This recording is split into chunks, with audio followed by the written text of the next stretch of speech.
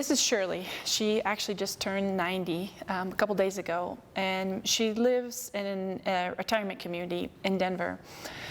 And her quote says, I came out at 81, meaning I started openly talking about my relationship of 38 years. But to really begin to realize what that would feel like, to actually hide your relationship for 80 years. I think the voices that these pictures give them is that we have a life worth living.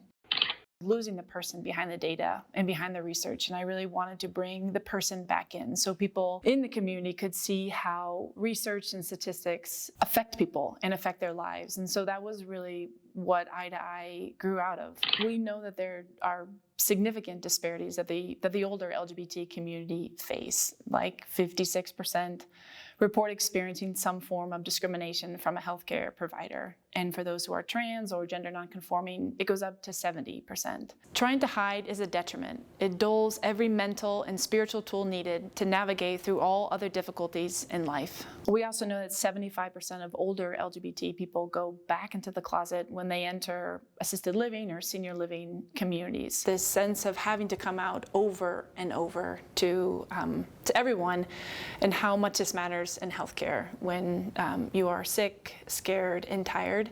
And the burden is on them to have to be the ones to come out and be able to be who they are and talk about who matters most to them. They haven't wanted to remain silent, but these photos, I think, are a way of giving them an even louder voice. And I think having them together is sort of bringing them into a sense of a community, is also a voice of strength.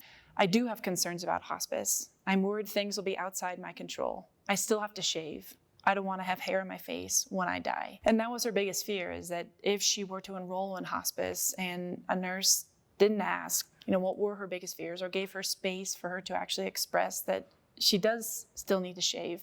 And her biggest fear was that she didn't want to die as a man, with a man's name and with hair on her face.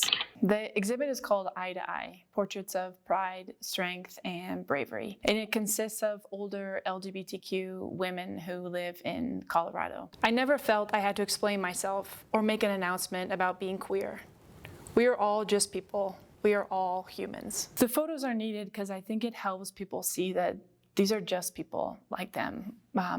And just because someone loves someone different than you are, these are people. These are very good people who want the same things as you want, as other people want. They want to love, they want to be loved, they want to have careers, they want to have families, they want to have faith, they want to travel, they want to do all these things. And why I think we continue to make it so difficult for people to be able to be who they are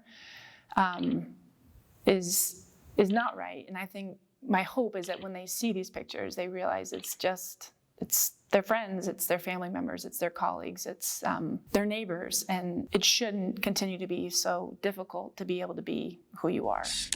There are two main reasons. One is to really humanize the data, to be able to really see the individual behind these statistics. And a second piece of it is really to help destigmatize the LGBT community in general. I think it is a community that has a bunch of stigma, a bunch of fear around it, and that was a huge, I think, goal of this project, is to actually see these women, see their faces, and realize they're not that scary, and in hopes of really helping people just connect human to human, person to person. My goal really with this exhibit is to change a few people, who then change a few more, who then change a few more. And a lot of people in general don't have a very good idea of just what these folks went through, just how difficult it was to be able to be who they were, how so many of them did lose jobs, they did lose careers, they did lose family, they did lose housing, they did lose friends, just because of who they were.